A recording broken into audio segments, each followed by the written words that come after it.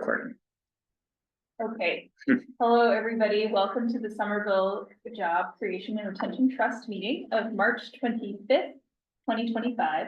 My name is Annika Van Eden, and I am the managing trustee of the Job Creation and Retention Trust.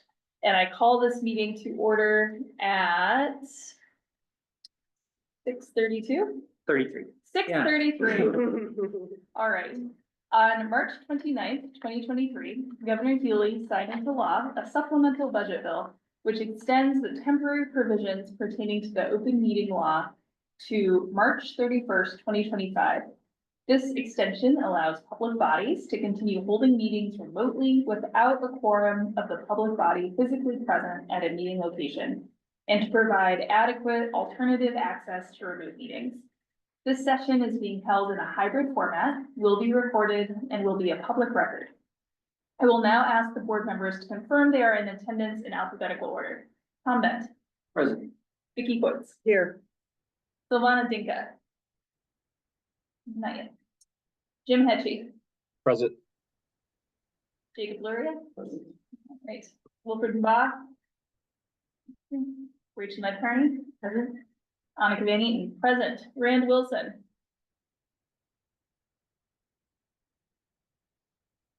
Rand.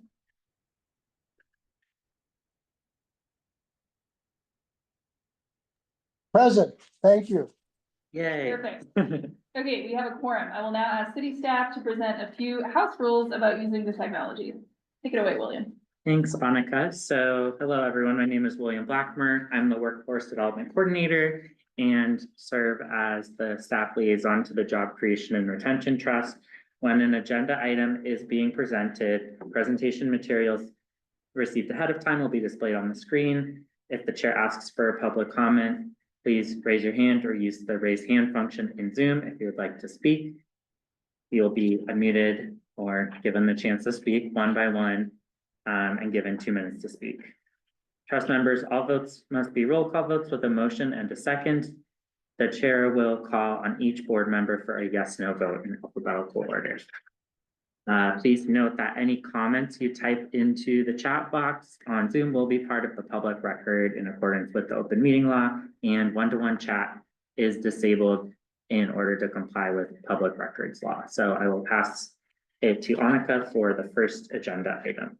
Cool, thanks, William. So our first agenda item is the review and approval of past meeting minutes.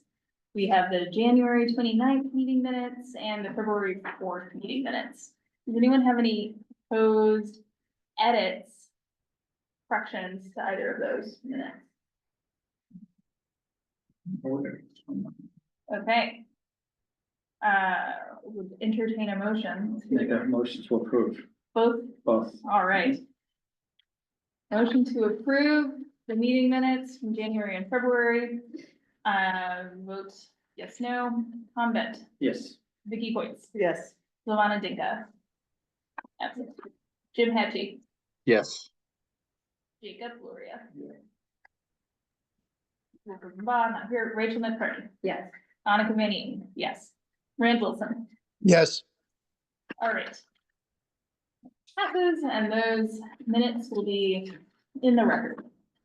So we'd like us to start with our customary of reviewing the received and estimated linkage fees for 2025. Put this up on screen. I don't know if William could walk us through. Be wonderful. Couldn't log in. Never see it. You can barely see it on the printout. So, I did print them out. I left them. Oh.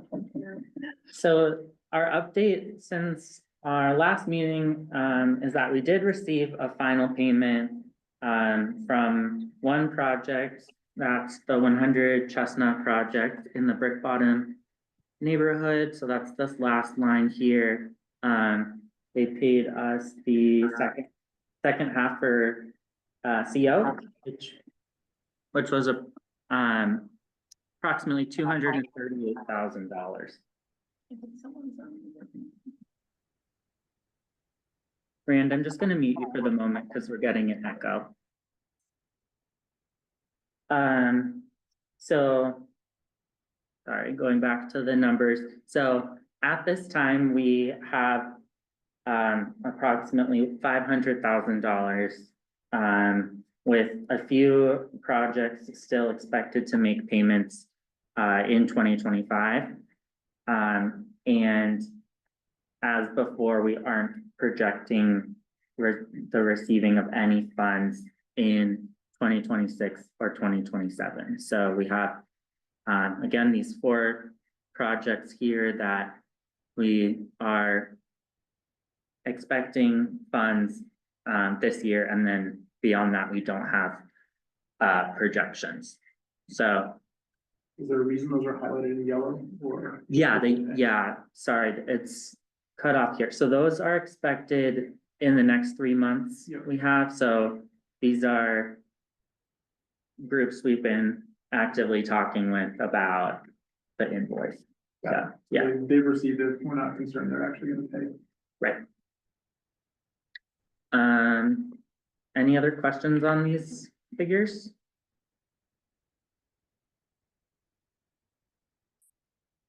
Okay.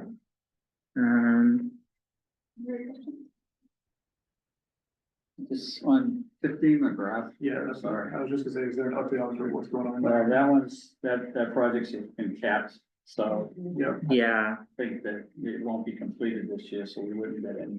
yeah, That's right. I 410, you should probably take that off of the.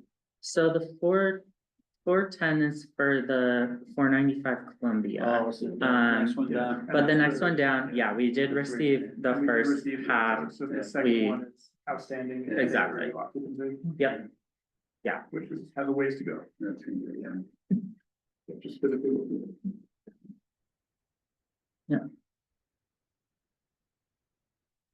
okay, shall we move to the next item? Yeah, so Vicky and I, managing co-chairs, wanted us as a board to take a pause. And if you could put the video back up, that would be great. Yeah, And reflect on what we want to be doing with the funds that we have in light of shifting federal landscape, which I think has clearly great potential for impacting the workforce development world, the higher ed world, and then a lot of our Somerville residents. So we have a lot of things in kind of in process, things that we've been talking about.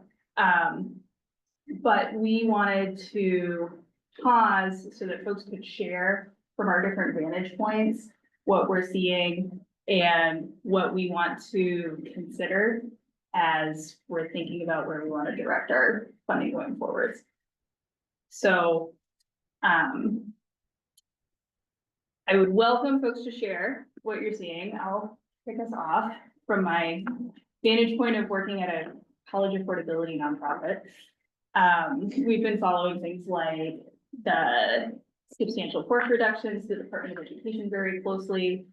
And we're seeing in Congress, there's a reconciliation debate happening where Congress is trying to see how they can advance $4.5 trillion in income tax cuts over the next 10 years, which would require at least $2 trillion in cuts to a lot of other programs. On the higher ed side, we're wondering if that will have impacts on any of the financial aid funding streams,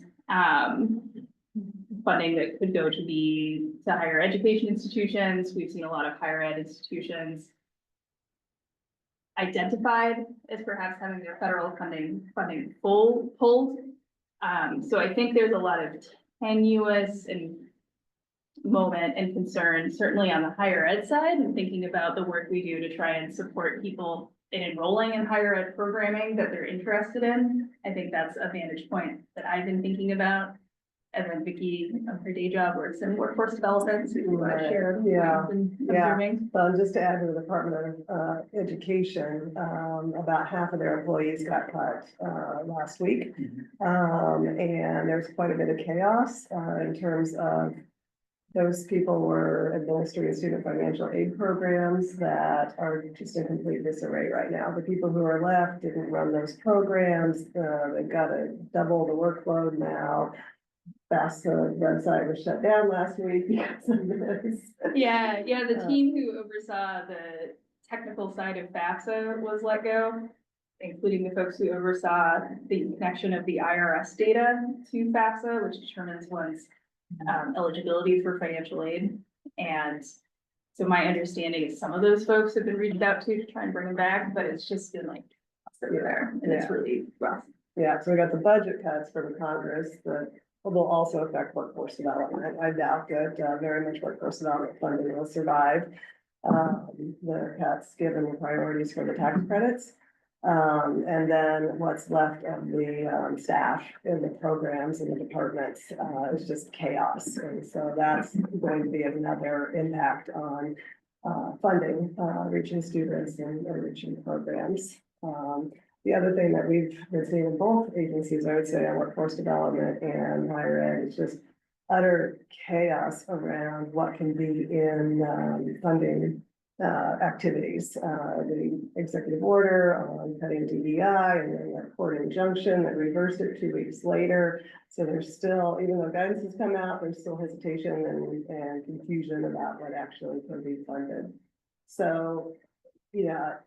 A colleague of mine last week referred to this, she works in community colleges, referred to this as feeling very similar to the COVID-19 pandemic in terms of how chaotic it is, how uncertain things are. And it really got me thinking that maybe we should be having a little bit more of an emergency mindset in terms of, what should we be funding right now, what our grantees and our partners on the ground facing, i.e. all this chaos and uncertainty, and should we be supporting them in different ways than we have in the past. Our past funding since COVID-19 has been really trying to structure and massage and shape our workforce development system in Somerville to be best practice, right? That's why we support industry-specific training. That's why we've been pushing the contextualized education, because we were in a place where we could help our grantees move in that direction of national best practices. But now they're in a completely different environment. It's not an innovation environment. It's a survive environment. And so, yeah, we're thinking, maybe we should be thinking about funding it a little bit differently to help them survive this, kind of emergency funding moment. Just a question, how do you envision that? Like what's your thoughts on? Well, I thought maybe we should be a little more flexible in the funding that we put out. A couple of years ago, the staff introduced the Boston's linkage fee model, where they just kind of put out this general RFP and say, show us what you got, and if it looks good, we'll fund it. And we rejected it at that model at the time, because like I said, we were really trying to get folks to do the best practice, but now it feels like maybe we should be a little bit more flexible and say, what problems are you facing right now? What do you need funding for? Propose it the best you can, and we'll look at it and see if that makes sense. What is the actual term of the trust? Like, is the term of the trust evergreen, or the term of the trust as long as dollars keep coming in? Oh, Oh, yeah, there's no expiration in the grants. right, Yeah, so there's no expiration before it. There potentially is based on that review and expiration of funding. right. Right, so if we have funding to spend, then we can spend it. If we don't, Absolutely. we're Yeah. next year. Yeah. Waiting for potentially more funding. Yeah. Mhm. One of the things from my vantage point has been, how do we, I think that is before we hit this emergency moment, but it's also thinking about how we connect. We can have a lot of, like, how do we connect employers more? Mhm. And one of the questions I'm having is like, is there a way to stretch our dollars? Yeah. Like, is there a sphere where we're looking at matching dollars? Are we trying to connect with more, like, I think that some of our larger employers are potentially growth employers, how the state does the, life sciences. Oh, the apprenticeship. The life science, one of the life science programs is like, if you create jobs, you. Oh, the need- tax. The tax incentive that they have, like, is there a sphere where we're like supplementing for job growth and job retention and like, are there alternate tools besides a direct to partner funding model that we might be able to look at that takes the dollars that we collected and helps to stretch? Yeah. But that's also a little bit of a different way of working than we have been, right? And so like it might take a different. Yeah, so my company is a beneficiary of one of those Massachusetts activities for. Can you speak up just a little So bit? my company was a benefit of like one of those Massachusetts financing programs where we were reimbursed 75% of the first year salary for high-tech workers in Massachusetts. Administratively, it's a nightmare. And it actually slowed things down or sped things up. Because now I was taking out a long-term liability, right? And I was receiving cash, and again, this is the Massachusetts, the Emerging Technologies Fund, yeah. And I was receiving cash 18 months post-hiring, right, as a reimbursement rate. And so unless you're a bigger organization, it's not that helpful, right? Because it just doesn't give you enough footing to sort of have a whole lot more confidence on a pure headcount. Yeah. Sort of like how we give all of our grants out.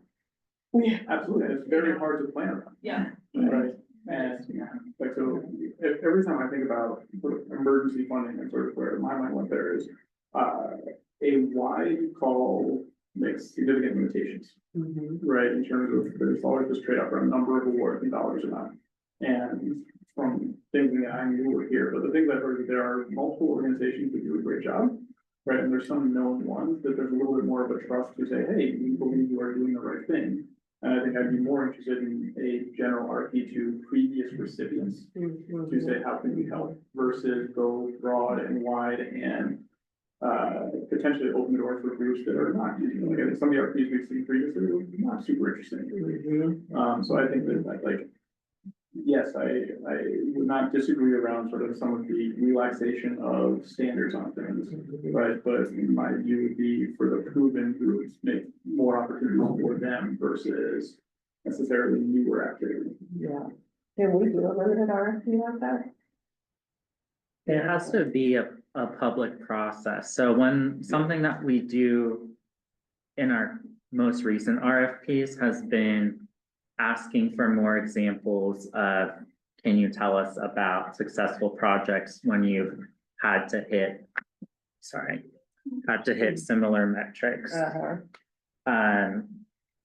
And yeah, how did you manage that? So there is a little bit of like, can you at least show us that you've done this before? And I think that's sometimes becoming more difficult for some of the ideas that we've had where we are really trying to ask them to innovate. Right. It is a little bit more of a gamble, you know, if this hasn't been done before, how can you say you've done it before? So, yeah, I think we would, if we wanted, I mean, I think we have to keep the route unless we're giving out much smaller awards of having an open process, but maybe that's something we continue to wait in the like awarding points or something like that. Yeah, you could add it to the parameters. Yeah. So that it's not a broad general. Yeah, add it to the parameters. And I don't think we should be spending all the money right away. I just mean whatever money we give out, maybe it should be a little more flexible. I mean, you know, one of the things too is, you know, we've talked about this before, is some of the programs are continue, you know, as people progress through the program, we wanted to make sure we left enough money into the outer years so that they can continue on. So, you know, I mean, again, with limited funds that we're gonna have, and we, you know, looks like we're gonna have to spread it out over at least 2 to 3 years. Yeah. You know, how much of that is we have available to try to, you know, because my priority would be to continue with the people that are already in the program so that they get to an end result, right? So I guess it's figuring out what's left, between all that. And then ultimately, you know, our goal is to be training people from the jobs that are in Somerville now too, so, you know, I wanna make sure we stay on that timeline, you know, Yeah. that focus too. Right, So, Yeah, but, I think, so thinking about some of our particularly nonprofit partners who we funded. I think, like, I think about nonprofit and I think about the higher ed partners who we funded. I think the things that I consider that they may be going through are related to both if they get federal funding. So with the executive order that Vicky's referencing that came out on Inauguration Day, saying anything related to equity, environmental justice, or DEI can't be receiving federal contracts, and then that's multiple lawsuits have come out against that because they're basically trying to interpret current civil rights law to come to this conclusion, which many legal experts are seeing as a overreach or an over interpretation. But it is giving a lot of uncertainty to nonprofits who maybe were getting federal funding.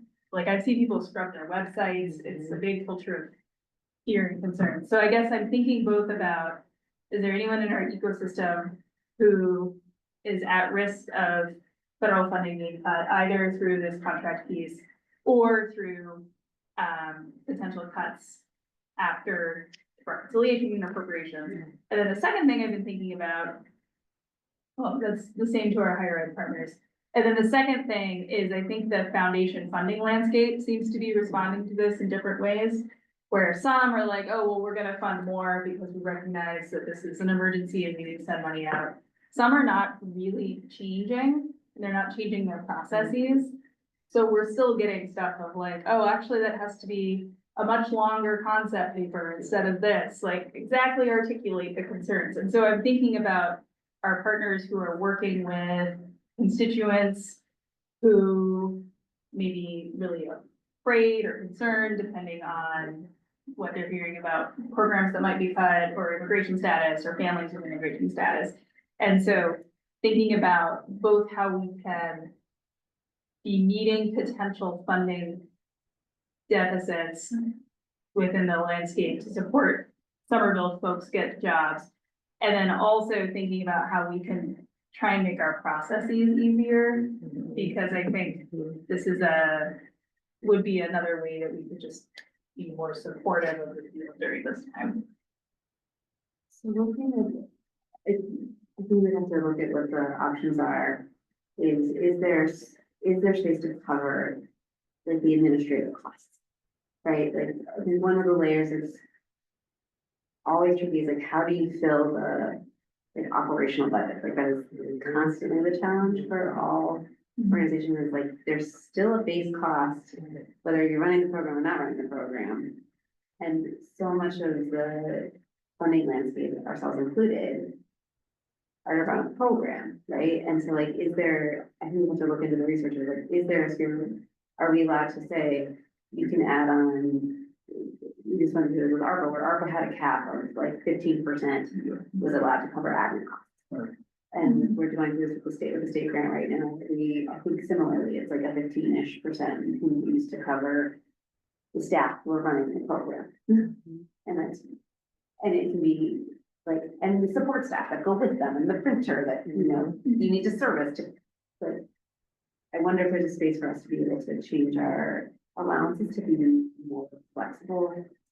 I would think there is. I mean, this is the most flexible pot of money I've ever seen. You know, you look at the bylaws and it says we can spend it on almost anything we want. So I think those, any admin caps have been introduced through the city's granting process. But when we look at the bylaws, it's extremely flexible funding. Yeah, sorry. I'm Yeah, bringing my second hand raised.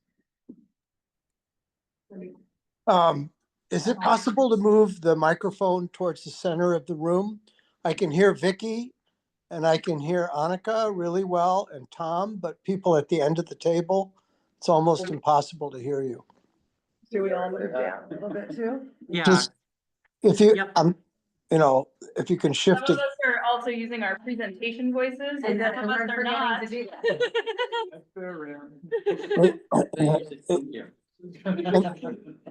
we go. And then just a comment, I think we should anticipate, you know, we've seen a slowing down of our income, but we may see a significant bump in unemployment in Somerville if the economy was to tank. And I would hope that the Jobs Trust could be there for Somerville residents who experience job loss. That's all. I like our flexibility and applaud that we are, have that creative opportunity. Thanks, Rand. Another thing on the admin cost, would that be something, and then it kind of goes to what you were saying earlier, to be able to release that money earlier to the. Yeah.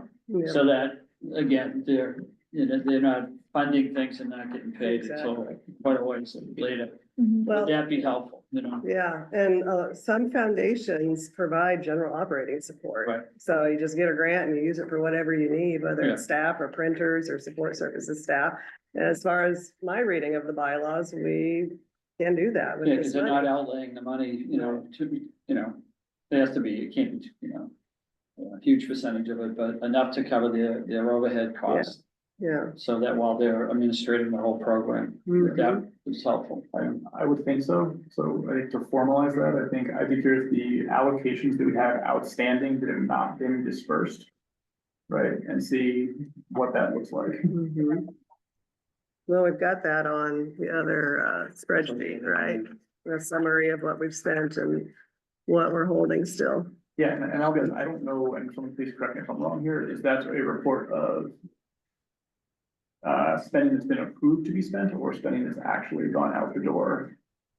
So we'll Oh, get, I think we should get to that when we get to that, Yeah, maybe. and again, don't need it Yeah. now, but I would love to see that in the coming weeks or so, right, not right now, but.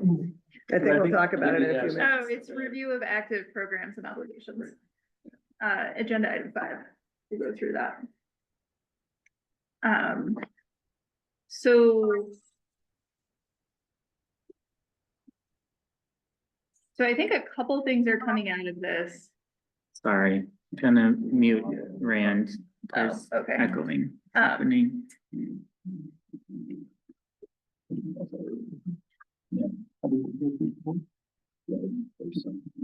you have an agenda suggestion? No, we were showing them some. Keeping organized over here. Teamwork, love it. Sorry about that. No, it's okay. If there's a easier order Takes to a go in, village, man. I Takes a welcome village. suggestions. So I think a couple specifics that are coming out of here are looking at the indirect cost or the overhead cost share. And our interpretation of our bylaws is that we have a lot of flexibility around that.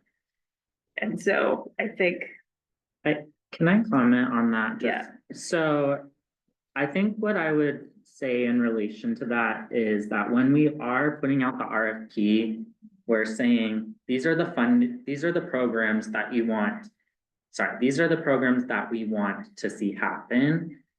And never in that process are we restrictive in saying like, you can't pay for the electricity for the room that you need for that, or this class is gonna take this much classroom time. So how are we budgeting that in? It really comes back to the nonprofits and them proposing that in the budget, because we give them like a very blank budget sheet and say, put what you want towards that. Obviously, if we see a proposal coming in and a really large portion is going towards that sort of thing versus like the instructor's time, then that's a little bit concerning, but it really is kind of limitations right now are the limitations of how the nonprofit is proposing their budget. So we don't put any caps like the 50%. Somerville procurement is not Okay. as restrictive as other grants.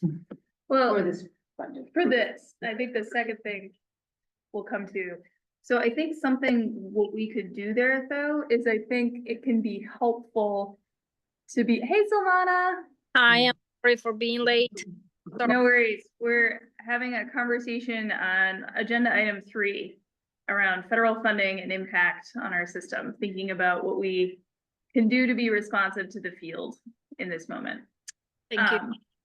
I think something that could be helpful, and this, I am not remembering the exact language in the RFPs, Yeah. so I don't have this in front of me in my mind, but it can be helpful to be more, or I think we could look at if there is language we could add to be more explicit around that this funding will cover to it affect general operating. Cause I think sometimes like we're all operating in this system where if someone applies, they're gonna be like, if I say I need 40% of this to go towards whatever overhead, they're gonna not take my proposal. Right. So I will self-impose a narrow percentage to make this more appealing.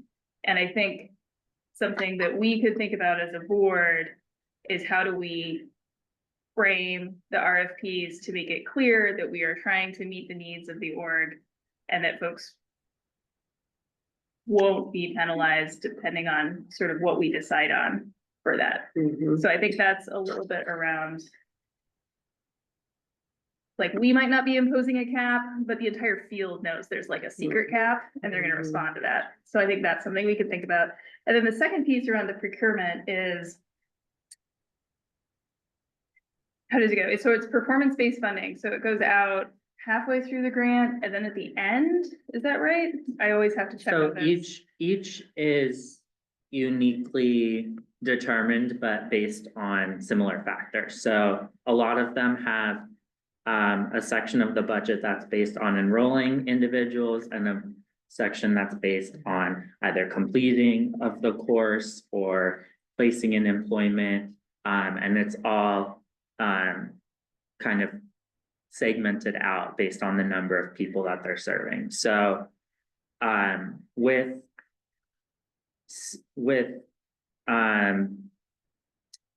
some programs, we have started to think about, you know, is there, can we give you funds toward the beginning of the contract once you've showed us that you're actively recruiting, that you have flyers, that you're holding information sessions? That's one way we tackle this, but the city has to pay for work that has been completed. So we can't give, I mean, ARPA was a very special case of an opportunity where the city did do it differently for organizations, but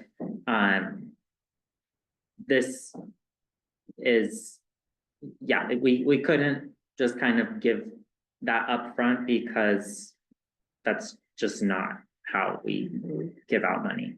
So I think there could be more conversations. I think, again, it's kind of tricky because some of this comes back to the advocacy of the organizations themselves when they're meeting, right? When we're finalizing a grant agreement, it isn't set in stone until it's signed by both sides. So I try to have conversations always about, like, you know, this is how we're generally weighting it. We don't want to give an organization 2/3 of the money just for enrolling people, because then what's the incentive to keep them in the program, to graduate the program, to get placed in employment, which is usually the ultimate goal. So it's, but at the same time, we're trying to kind of do the same thing similarly with our different partners. So it's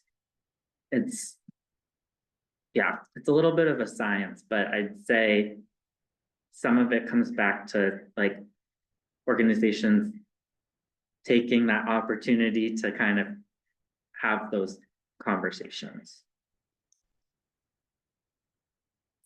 Well, and most of the grants that we have put out have been focused on training and employment programs. But there could, if we did some sort, I mean, I don't know, I don't even know what it would look like if we did like a more of a general operating grant, like what would be the performance metrics that would generate the payments to them? you know, or would there just have to be a completely different structure, like a general operating grant would not be performance-based because there's no performance to do. We're just supporting the organization so it doesn't fold while we have this funding chaos. Yeah. But if we're just supporting them, to support them without having a result on our end, is that what you're saying? Cause that's where I'm. Well, that's what a general operating grant is, so that's why I'm saying. Right, but we could nobody's getting consider it. trained then. Well, Right. it's a So- training, no, wait. That's where I wanna Let's see. look through this a little bit. So if it's a nonprofit that does training, So it'd be a defensive investment they would for the get, organization to not money. fold and realize their Yeah. gains of original submission. We're investing in the capacity of our workforce development system in Somerville. I also think they would, It's a little bit of a bank shot, but if the I know. organization really is about to fold, right, and has 30 people in the process, right, then those people are out of luck. Yeah, and then we're out of luck because we've lost another training provider in the city, especially one that may have been a proven training provider. Rachel. So one of the things that has stood out to me is that, especially that we've, I like your framing, like, we've been in this innovation mode and like encouraging them to, our partners to take on new programs. Yeah. But do you think there's a space to maybe say, we are looking to fund programs that already exist? Mm-hmm, And that maybe like bridging that gap yeah, of it, rather than being like, what, we're not, rather than being like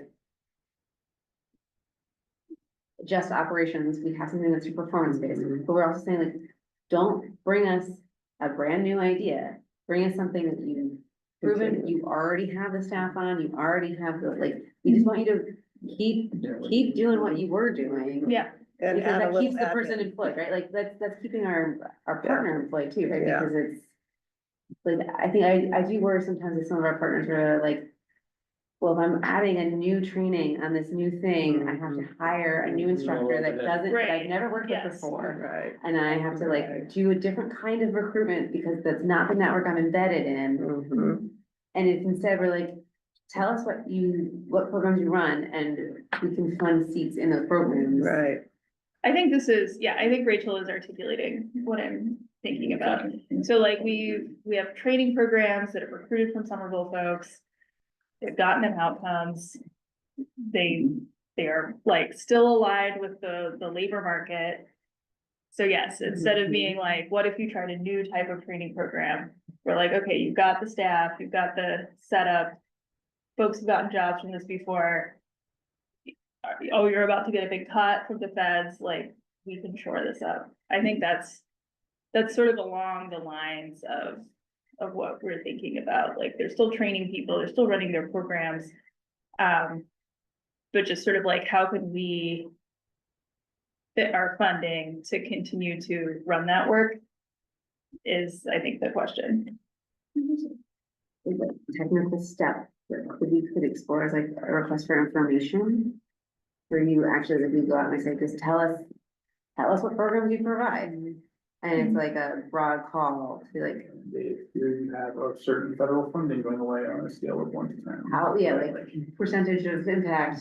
Yeah, I Risk think, or- How's it gonna impact you? Right. Which will actually impact Or what they even can if do. you don't make them write that down, but like more of a like, I mean, how many? longevity. Yeah, exactly.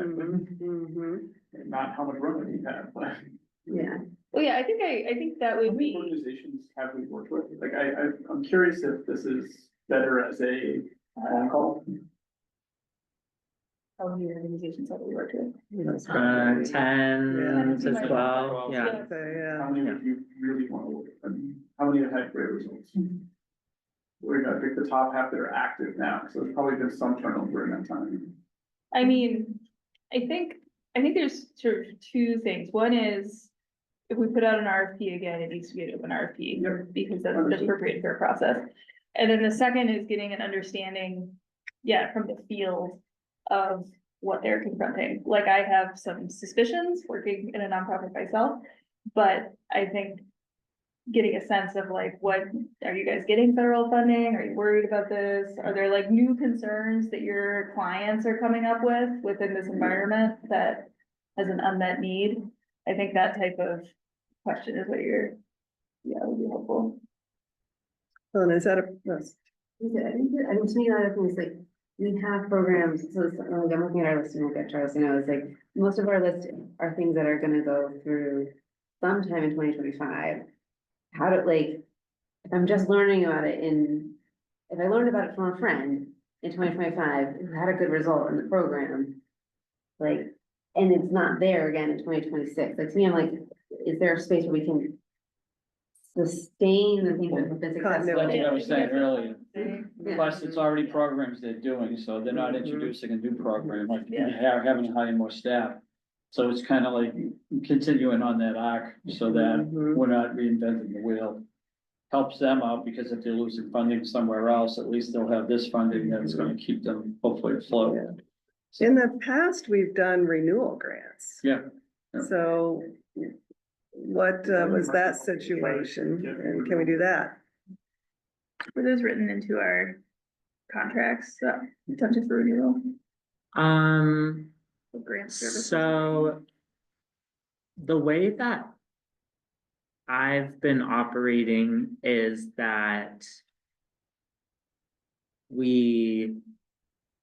I think my understanding is that the city can have a contract or grant agreement for up to a 3-year period. After that, I think you can go to city council for an potential extension.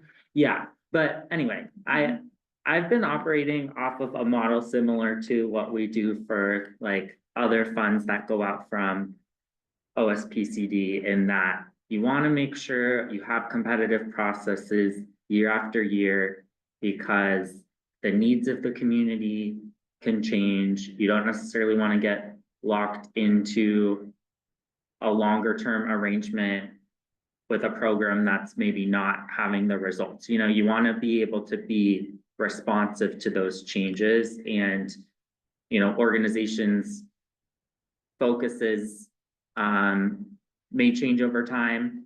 And so the result of that has been, let's mostly fund things one round at a time, because that doesn't tie up a lot of our finances to address kind of the innovate mode that we have been operating in. But that's kind of been the approach. Well, those have been the cycles that the board has voted on. Yeah, And so when we voted on the renewals in the past, is that because it was written into the grant that we could renew one It's- more year?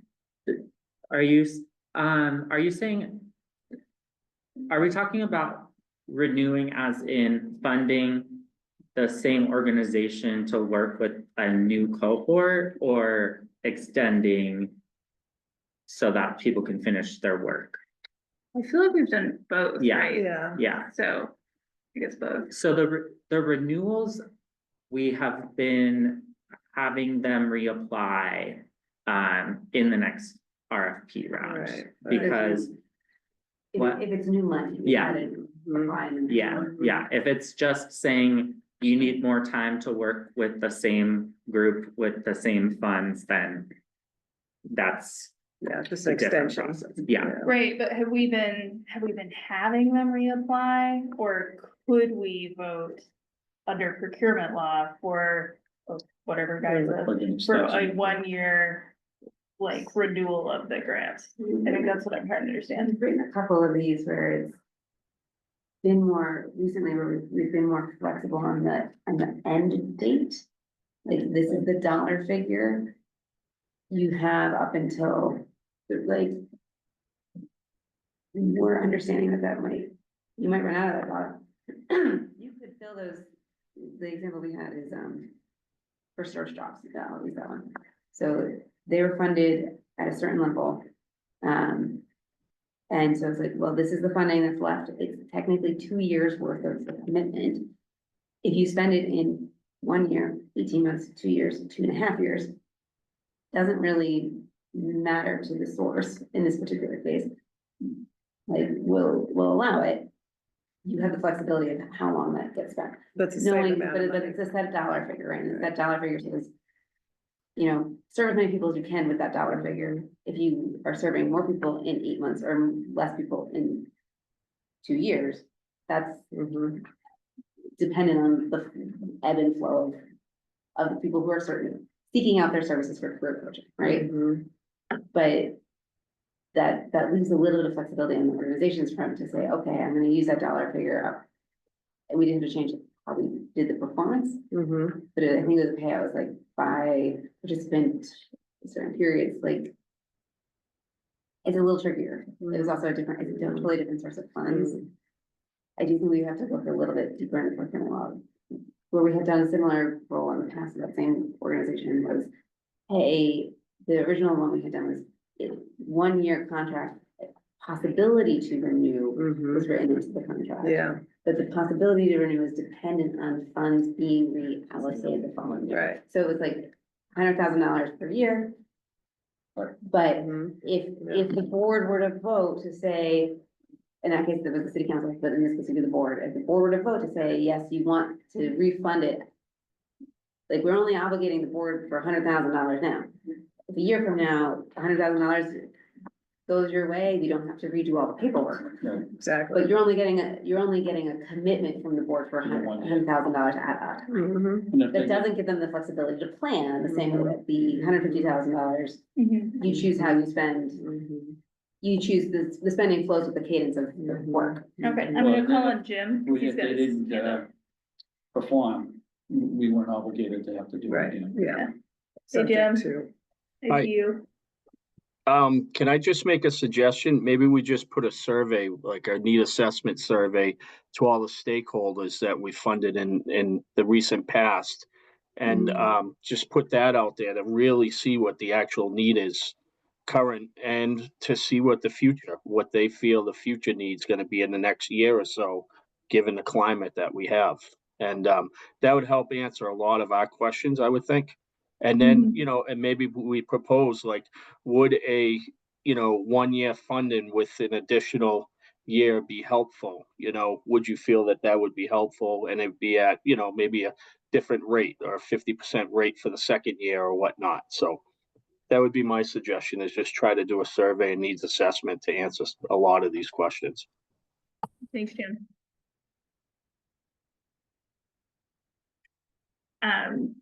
Would a succinct survey out to the field be something that the department would be able to implement? Yeah, I think we would just, I think we could focus it on partners that have received funding in the past, but understand that it's not like saying this would be, yeah, exactly. Just clear language about, yeah, Expectations. yeah. And then also there's some of our partners, some of our grantees in the past have also been coalitions. So do you also kind of recognize the fact that like, there are Somerville organizations that are within these coalitions that are not the named grant. Yes. Yeah. Could they be included? as well? Right, like, are we comfortable with including them in the outreach and Oh, like? Yeah. we should, for Or sure. then we get a better. Yeah. general, Yeah, I think we're just I think we're trying to learn. I think we have expectations that things are changing.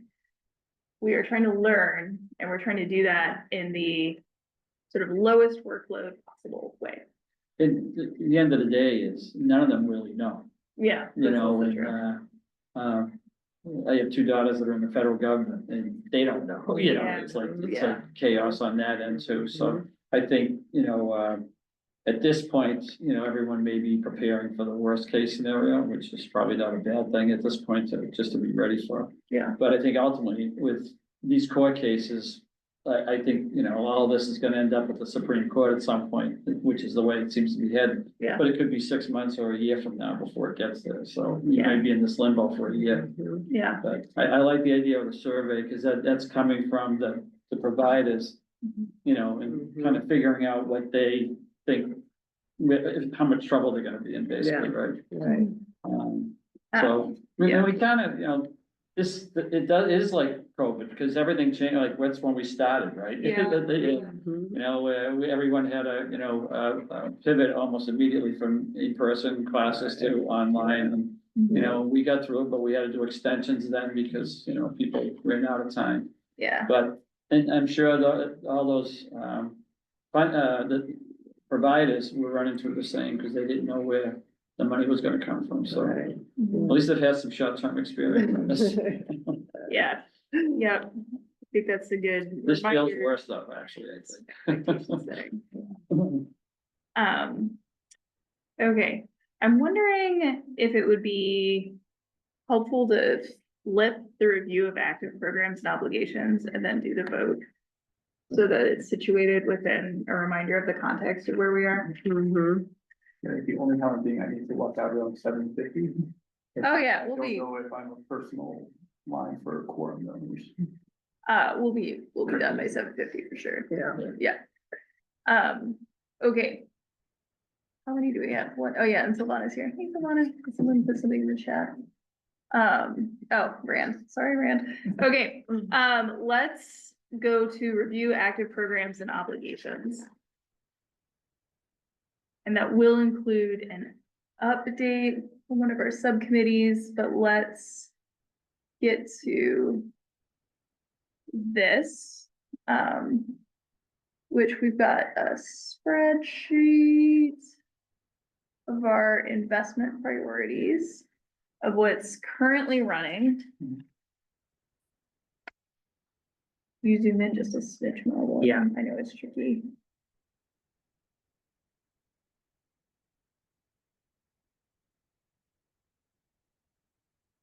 So I'll give folks a minute to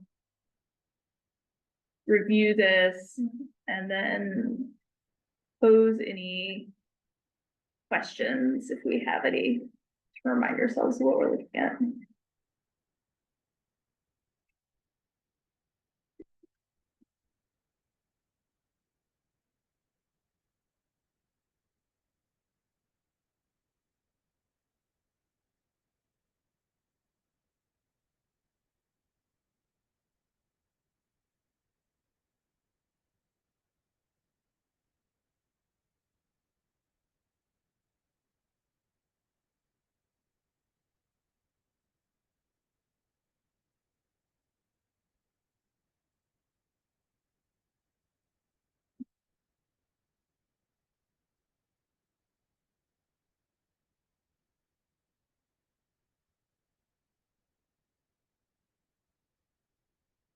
Okay.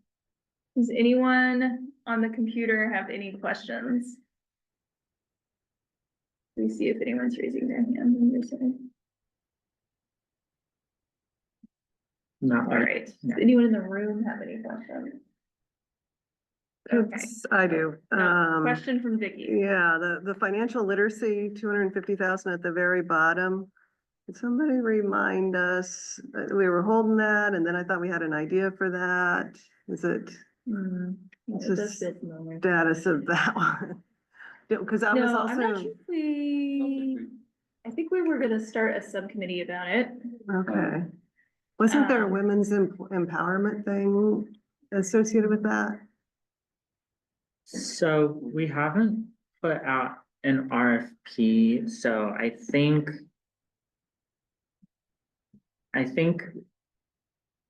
the idea we had talked about most recently was scheduling that subcommittee within the next 2 months. So now within the next month Mm-hmm, to talk about a potential RFP for that. But okay. I don't know how that plays into the larger conversation. Okay, just thinking about Jacob, so that money is very loose. Like there's no plan in place for that money except for an intention by the board to do something around financial literacy.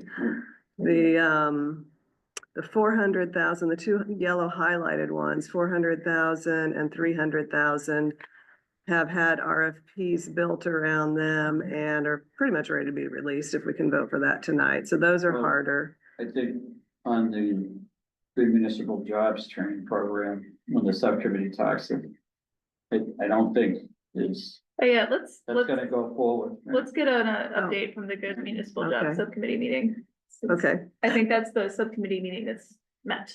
or And just- subcommittee that has met, right? It Every just year. on the 81,000, there was an RFP that we put out for that, but we didn't get very good Like 3 years We've been trying to get that proposals. up forever. So it's like medium hard there, I would say. Okay, Yeah, so sorry, go back to the. yeah, no worries. So if we could pull the Zoom back up, so everyone's here, and then if we could get an update from the Good Municipal Jobs Subcommittee, which my understanding is met recently. Yeah, I'm gonna try to.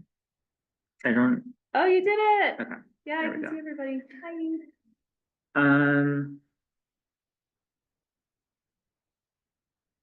I can talk a little bit and then I invite any of the subcommittee members to join in. So the gist of our conversation last week was that we reconvened the subcommittee, which consists of Vicky, Tom, Jim, and Rand.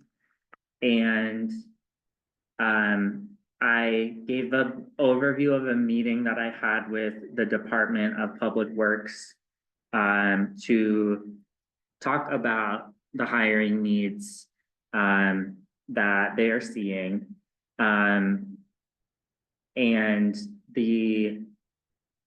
just as a refresher, this RFP had been on hold. We were waiting for union negotiations to finalize so that this program was not any disruption toward that.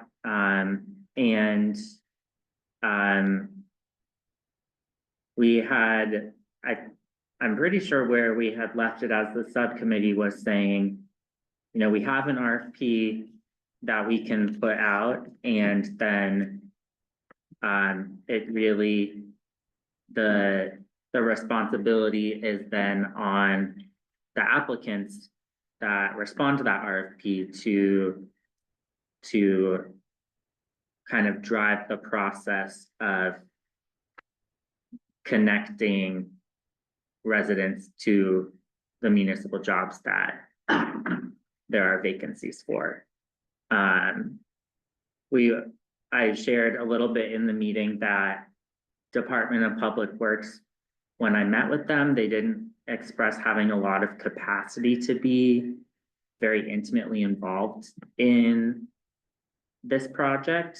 But that, you know, potentially they could be involved in hiring, or sorry, in interviewing people that had gone through the program. But I think this is maybe inserting a little bit of my perspective. I think this idea of like all of these partners coalescing around like a very structured pipeline program that took residents through a series of uniform steps to get them into like the same vacancies, it just seemed a little bit ambitious. But it is something that if we did move forward with releasing the RFP, we would want to have a longer application window. We would want to have an information session. We would want to have potential proposers come to the table and different groups that could play a role in this, so that they would hopefully be encouraged to have a conversation around putting together a proposal. So I will invite subcommittee members to add or build or, yeah. We had a long discussion about this, and part of the problem is you really need to get the union working with the DPW people to create this program. And it didn't seem like there's a lot of interest to do that right now, or capacity. I think they just went through years of negotiation process to get a new contract. And, you know, it just seemed like at that, you know, at this point, it just was, you know, to me, it wasn't there. They weren't, you know, like when William spoke with them, it was like, you know, we weren't getting a warm and fuzzy, a good response, like like somebody's gonna tackle this, because it is creating a whole program, you know, and it's a lot, because, you know, what do they focus on? You know, what part of what kind of training, all that kind of stuff. But so that's where, you know, it was almost like, you know, if they don't see this as a plus for them, you know, is it smart for us to, you know, even go through the process, but, you know, Rand's got his hand up, and I know. Rand. Thanks, Tom. Well, Rand, I think we need to put out the RFP and put up or shut up. Give it a time limitation for them to respond. And if they can't get their act together, so be it. But I do want to give, it's not just the DPW. They're not the only, you know, entity in the city that has vacancies.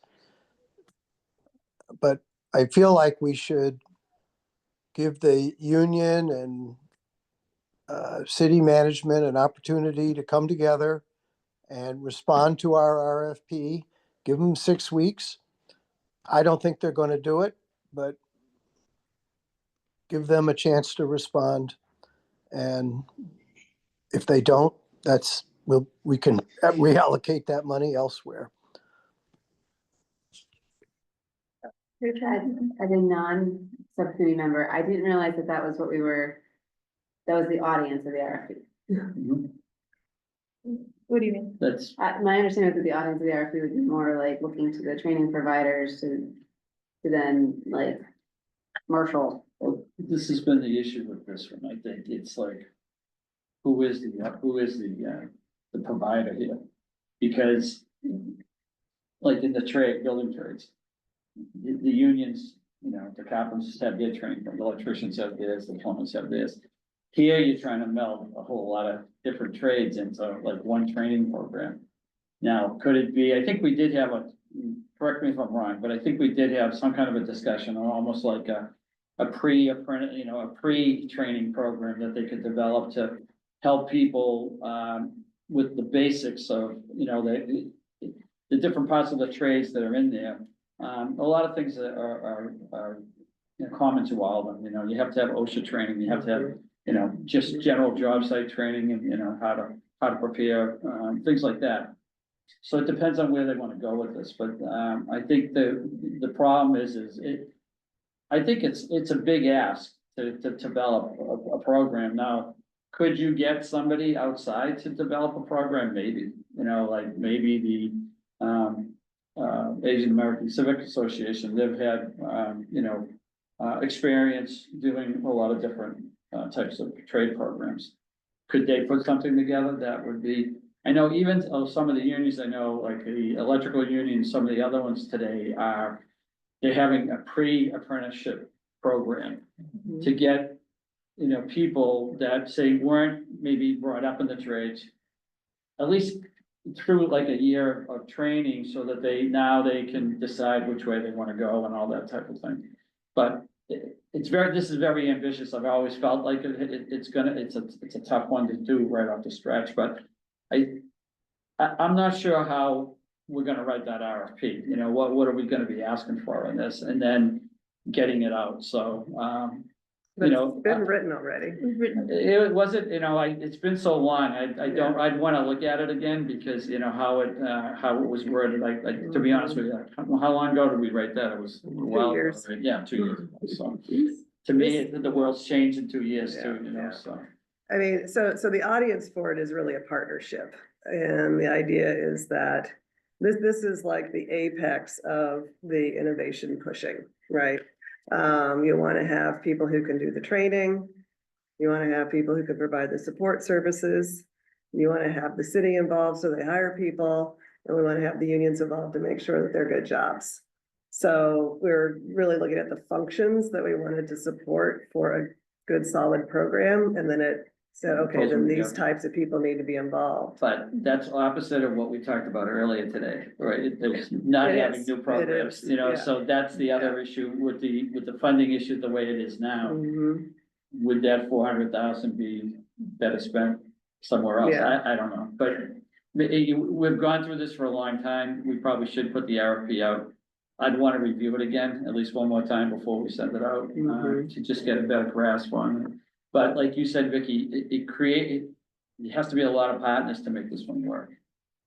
And for 400,000, how much bang for the buck can we get? Well, and honestly, there has to be a lot of partners to make any of these programs work. None of the grants that we put out just have one, partner on it. They at least have two, if not three. Yeah. So, you know, but yeah, I'm like, for me, we've been talking about this for so Yeah. long and asking the same questions over and over again, and it's starting to feel like Groundhog Day. Like, we have an RFP, let's just put it out and try it, or let's just repurpose this money, but let's stop having a Yeah. conversation about it.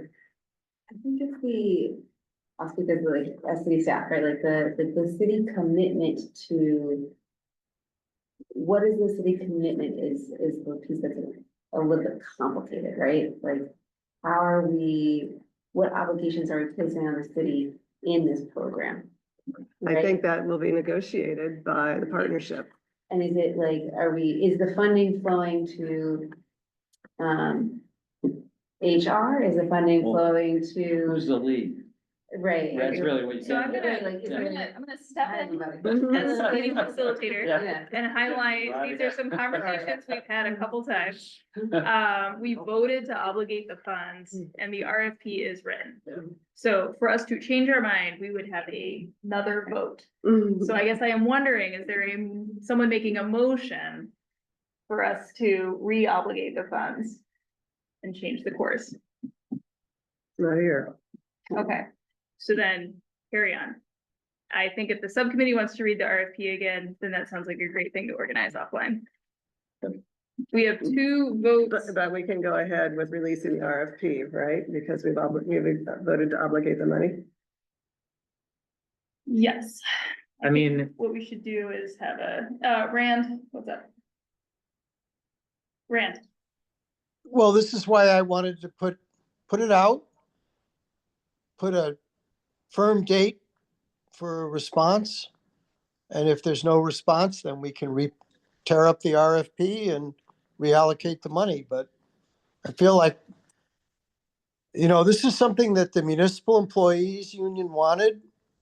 And we kind of have tried to shape something that would work. If the city and its labor unions could work together, then terrific. But that was my goal all along, was to have, build a partnership between the municipal employees and the city to create a pathway for Somerville residents to get city jobs. And I think that's what the RFP calls for, because 2 years ago, I worked on it. So I just want to put up and let them put up or shut up. thanks, Rand. Okay, so I want to move us to our obligation votes. We have two on tonight's agenda that were discussed in the memo that were shared with the board in advance. So one is related to obligating some of the money that is already, obligating $65,000 of the post-secondary success program funds to cover coaches' salaries. So this is something that we talked about last meeting. Everybody was pretty on board with it. And we were advised to hold a formal vote to move forward with this. So this is us having a formal vote.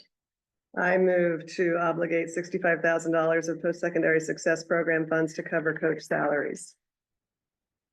I'll second. A second. Alrighty. Vote yes or no. Tom Best, Yes. Vicky Coates, Yes. Silvana. She's trapped, No. trapped outside of, she's putting a thumbs up. I see her thumbs upping. I second see her thumbs I think up. she's writing down yes and holding it up. Okay, Yeah, we're putting it in the chat. So Bravo, it's in Savannah. the official record. okay, we see you. Jim Hetchy, Yes. Jacob. Yes. Okay, Rachel? I should have said this before you started the voting process, that I should recuse myself as their supervisor. Ah. Great, Out of the, recuse, There thank go. you. Leave the room. Annika, yes, Rand, Yes. all right, measure passes. And funds will be allocated to the salaries. So the second is around obligating $300,000 to an updated childcare career advancement initiative RFP. So covered in the memo, the Economic Development Division has shared some updated information around the current needs within Somerville. And so wanted to see if anyone had any questions about this. Or William, if you want to add anything on. Super helpful memo. Yeah. Bravo, William. He is getting Thank you. so good at these memos. I appreciate the clarity and information in advance. Does anyone have any motions on this one? I'll make the motion. Alrighty, make a motion. Silvana, yes. Yeah, I Welcome. forgot before, I'm sorry. Oh, great. Do you want to make the motion? Yes, please. I'm second. Okay. Alrighty. Got a motion and a second from Got a somebody. motion to obligate $300,000 to an updated childcare career advancement initiative RFP and a second by Silvana. Comment, Yes. Vicky, Yes. Silvana. Yes. Yay, your beautiful voice. Jim. Yes. All right, Jacob. Yes. Okay. Rachel. Yes. Annika, yes. Rand. Rand.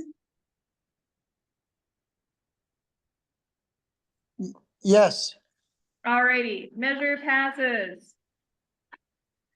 And with that, that brings us to the end of our agenda. I think a couple of next steps that came out of this are looking at a needs assessment survey for the field related to our present moment and the RFP for the Good Municipal Jobs Subcommittee to go out, maybe recheck in with the committee members who wanted to reread it. I'll let the subcommittee work on that. Any other major next steps that we lifted up that folks want to make sure that are in the loop? We convene the financial literacy subcommittee. Yes. Okay. And that brings us to the end of our meeting. Motion to adjourn. Bravo. All that. Yeah, yes. You got a few minutes. Vicky. Yes. Silvana. Yes. All right, Jim. Yes. Rachel. Yes. Annika, yes. Wait, did I say Jacob? Jacob. Yes. Annika, yes. Rand. Not Rand. yes. All right. We are adjourned at 7:45. Thanks, everybody. Yeah. Thank you. Have a good night, everyone.